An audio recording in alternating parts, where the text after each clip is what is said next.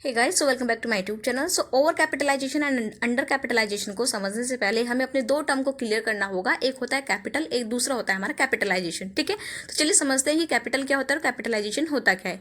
देखो, जब भी एक नया बिजनेस स्टार्ट होता है तो उसको स्टार्ट करने के लिए हमें किसकी जरूरत पड़ती है? इन्वेस्टमेंट की जरूरत पड़ती है।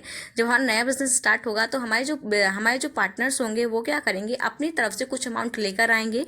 उस अमाउंट को क्या करेंगे? वो हमारे बिजनेस के अंदर इन्वेस्ट करेंगे। वही क्या होती है? हमारी कैपिटल होती है। ठीक है, या इट मीन्स कैपिटल और कैपिटलाइजेशन दोनों का मतलब क्या होता है? हमारा इन्वेस्टमेंट होता है। फर्क बस इतना है, जो हमारे सोल प्रोप्राइटर्स होते हैं उनका जो बिजनेस है वो क्या होता है? छोटा होता है। ठीक है, और वहाँ पे क्या होता है? हमारा छोटा अमाउंट इन्वेस्ट होता है, तो वही क्या होती है? हमारी खाली कैपिटल होती है। बात करते हैं कैपिटलाइजेशन की। सो जो हमारी बड़ी बड़ी ऑर्गेनाइजेशन होती हैं, बड़ी बड़ी कंपनी होती है, उनके अंदर जो इन्वेस्टमेंट होती है वो क्या होती है? बड़े अमाउंट पे होती है।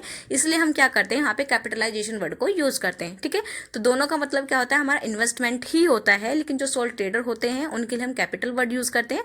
जो कंपनी से बड़ी ऑर्गेनाइजेशन होती है उनके लिए हम कैपिटलाइजेशन वर्ड यूज करते हैं। सो आई होप ये चीज आपको क्लियर है। ठीक है, अब समझते हैं कि हमारा ओवर कैपिटलाइजेशन क्या होता है, अंडर कैपिटलाइजेशन क्या होता है। सो ओवर का मतलब होता है ज्यादा। ठीक है, कैपिटलाइजेशन का मतलब होता है इन्वेस्टमेंट। इट मीन्स कि ओवर कैपिटलाइजेशन के अंदर हम क्या कर रहे हैं? अपना जो लार्ज अमाउंट है इसके अंदर हम क्या कर रहे हैं? ज्यादा इन्वेस्टमेंट कर रहे हैं। अंडर का मतलब होता है कम, और कैपिटलाइजेशन का मतलब होता है इन्वेस्टमेंट। तो अंडर कैपिटलाइजेशन के अंदर हम क्या करते हैं? कम कैपिटल को इन्वेस्ट करते हैं। ठीक है, अब इन दोनों के अंदर होता क्या है कि ओवर कैपिटलाइजेशन के अंदर हमने क्या कर दी? इन्वेस्टमेंट तो ज्यादा कर दी, लेकिन जो हमारा प्रॉफिट है, जो रिटर्न है, वो क्या है? हमारा कम आया। और अंडर कैपिटलाइजेशन के अंदर हमने जो इन्वेस्टमेंट करी है वो कम करी है, और जो हमारा प्रॉफिट है, जो रिटर्न आया है, वो क्या है? हमारा ज्यादा है। तो इन दोनों के बीच में यही डिफरेंस है कि ओवर कैपिटलाइजेशन के अंदर हम इन्वेस्टमेंट तो ज्यादा करते हैं अपने बिजनेस के अंदर, लेकिन जो रिटर्न है वो हमें कम आता है। और अंडर कैपिटलाइजेशन के अंदर कि हमने इन्वेस्टमेंट तो कम करी है और जो रिटर्न है, जो प्रॉफिट है, वो हमें ज्यादा हो गया। ठीक है, तो ये क्या है? इनका फर्स्ट पॉइंट है।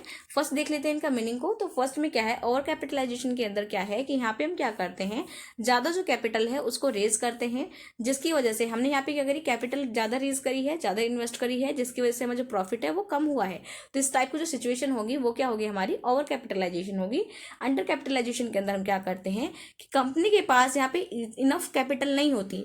वो क्या करती है? जितनी भी उसके पास कैपिटल है, कम कैपिटल है, वो उसी कैपिटल को क्या करेगी? वो इन्वेस्ट करेगी अपने बिजनेस के अंदर। और उस कम कैपिटल की वजह से अगर उसको ज्यादा प्रॉफिट हो रहा है तो वही क्या होगी? हमारी अंडर कैपिटलाइजेशन होगी। ठीक है, नेक्स्ट क्या है? हमारा रेट ऑफ डिविडेंड। सो सबसे पहले समझते हैं कि डिविडेंड हमारा होता क्या है। देखो, जब भी एक फर्म हमारी स्टार्ट होती है तो उसको स्टार्टिंग में चलाने के लिए क्या, किस चीज की जरूरत पड़ती है? फंड की जरूरत पड़ती है। ठीक है, तो कंपनी क्या करती है? उस फंड को जनरल पब्लिक से रेज करती है, और जो पब्लिक उसके वो क्या करती है? अपने जो शेयर होते हैं उनको जनरल पब्लिक को शेयर उनको सेल करती है। और पब्लिक क्या करती है? उनके शेयर को परचेज करती है। और जो पब्लिक, यानी कि जो पब्लिक उनके शेयर को परचेज कर रही है, उन्हें हम क्या बोलेंगे? शेयर होल्डर्स बोलेंगे, जो हमारी कंपनी के शेयर को होल्ड कर रहे हैं। अब उन्होंने क्या करे हैं? हमारी कंपनी के शेयर लिए हैं, तो एज अ पेमेंट हमें क्या देना पड़ेगा? उनको डिविडेंड देना पड़ेगा। ठीक है, तो शेयर होल्डर को जो हम पेमेंट के रूप में देते हैं वो क्या होता है? हमारा डिविडेंड होता है। तो यहाँ पे बताया गया है कि रेट ऑफ डिविडेंड, कि आप कितने रेट पे अपने जो शेयर होल्डर हैं उनको डिविडेंड दोगे। सो ओवर कैपिटलाइजेशन के अंदर क्या होगा? यहाँ पे हमने जो कैपिटल है वो ज्यादा इन्वेस्ट करी हो, रिटर्न जो है हमें कम मिला है, तो जिसकी वजह से क्या होगा? हमारे पास प्रॉफिट कम है, तो हम यहाँ पे क्या करेंगे? ओवर कैपिटलाइजेशन के अंदर जो हम रेट ऑफ रिटर्न देंगे उनको कम देंगे, क्योंकि हमारे पास जो पैसा है वो कम है। ठीक है, अंडर कैपिटलाइजेशन के अंदर हमने कैपिटल क्या करी है? कम इन्वेस्ट करी है, और जो रिटर्न है वो ज्यादा मिल गया, तो इसकी वजह से हम क्या करेंगे? जो हमारे शेयर होल्डर हैं उनको हम डिविडेंड ज्यादा देंगे। नेक्स्ट है हमारा अर्निंग पर शेयर, कि ओवर कैपिटलाइजेशन के अंदर हमारा जो अर्निंग पर शेयर होगा वो क्या होगा? कम होगा, क्योंकि हमारा ओवरऑल प्रॉफिट क्या है? वो कम है। नेक्स्ट बात करते हैं अंडर कैपिटलाइजेशन। अंडर कैपिटलाइजेशन के अंदर हमारा जो अर्निंग पर शेयर है वो हाई होगा। नेक्स्ट बात करते हैं मिस यूज ऑफ कैपिटल, कि ओवर कैपिटलाइजेशन के अंदर क्या होता है? हमारी जो कैपिटल है उसका क्या होता है? मिसयूज नहीं होता। क्यों नहीं होता? क्योंकि भाई हमने क्या करा? ओवर कैपिटलाइजेशन के अंदर हमने कैपिटल क्या करी है? ज्यादा इन्वेस्ट करी है, और जो उसका रिटर्न है वो हमें कम मिला है। अब हमारे पास क्या है? कम प्रॉफिट है, तो हम उस जो हमारे पास कम प्रॉफिट है हम क्या करेंगे? उसका प्रॉपर यूज करेंगे, प्रॉपर यूटिलाइजेशन करेंगे। जितना भी पैसा हमारे फर्म के अंदर इन्वेस्ट होगा उसको वहां पे इन्वेस्ट करेंगे। किसी को अगर पेमेंट देनी है तो उनको हम पेमेंट देंगे। ठीक है, तो यहाँ पे क्या होता है?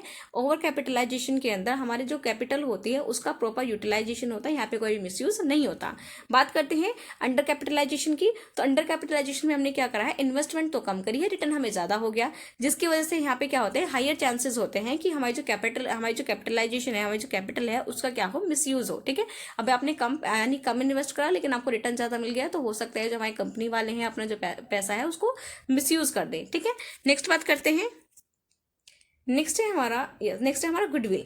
सो ओवर कैपिटलाइजेशन के अंदर क्या होती है, जो गुडविल होती है वो हमारी कम होती है, और अंडर कैपिटलाइजेशन के अंदर हमारी जो गुडविल है वो ज्यादा होती है। क्यों होती है, देखो ओवर कैपिटलाइजेशन के अंदर फिर से वही चीज आएगी कि हमने जो इन्वेस्टमेंट है वो ज्यादा कर दी, और जब हमने क्या करी, ज्यादा इन्वेस्ट करी, वहाँ पे ज्यादा इन्वेस्टमेंट करी है, ज्यादा कैपिटल यहाँ पे यूज करी है, और जिसकी वजह से हमें क्या हुआ है, कम रिटर्न हुआ है, और कम रिटर्न होने की वजह से हमारे हाथ में क्या है, कम प्रॉफिट आया है, जिसकी वजह से हम क्या करेंगे, कम लोगों को ही पेमेंट्स कर पाएंगे। ठीक है, और कम ही खर्चा अपनी फर्म के ऊपर कर पाएंगे, जिसकी वजह से क्या होगा, मार्केट के अंदर हमारी जो रेपुटेशन है वो डाउन हो जाएगी। ठीक है, नेक्स्ट है हमारा अंडर कैपिटलाइजेशन।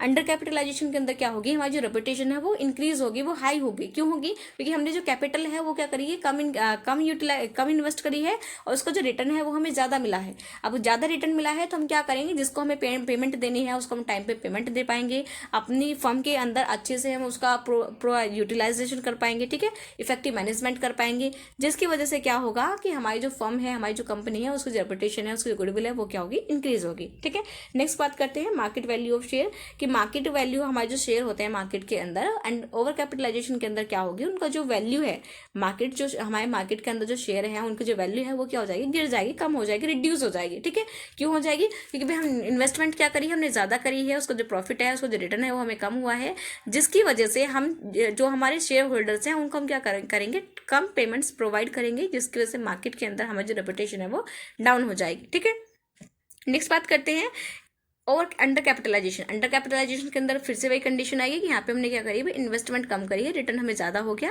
जिसकी वजह से हम क्या करेंगे, जो हमारे शेयर होल्डर्स हैं उनको अच्छे अमाउंट क्या कर पाएंगे, डिविडेंड के रूप में उनको प्रोवाइड कर पाएंगे। ठीक है, जिसकी वजह से क्या होगी, हमारी जो मार्केट वैल्यू है, हमारे जो शेयर की मार्केट वैल्यू है वो क्या हो जाएगी, इंक्रीज हो जाएगी। ठीक है, अगर हम टाइम टू टाइम अपने जो शेयर होल्डर्स हैं उनको जो डिविडेंड है वो टाइम पे देंगे, अच्छा डिविडेंड, अच्छा अमाउंट उनको प्रोवाइड करेंगे एज अ डिविडेंड। ठीक है, तो क्या होगा कि जो हमारे शेयर होल्डर्स है वो माउथ एडवर्टाइजिंग करेंगे, और भी जनों को पकड़ के लेकर आएंगे। ठीक है, मार्केट के अंदर बताएंगे कि भाई जो कंपनी है उसकी वो काफी अच्छी है, उसके जो शेयर, आपको शेयर्स को होल्ड करने चाहिए, वो क्या करती है, रेगुलरली आपको पेमेंट देती है। ठीक है, तो इस तरीके से क्या होगी, आपकी जो मार्केट वैल्यू है वो क्या होगी, आपकी इंक्रीज होगी, किसके अंदर, अंडर कैपिटलाइजेशन के अंदर। ठीक है, तो ये हमारे कुछ पॉइंट थे किसके, हमारे ओवर कैपिटलाइजेशन के और अंडर कैपिटलाइजेशन के। आई होप ये आपको क्लियर है। अगर आपको कोई डाउट है तो आप कमेंट कर सकते हैं, अगर आपको कोई टॉपिक समझना है तो आप उसके लिए भी कमेंट कर सकते हैं। Thank you and bye bye and all the best for examination.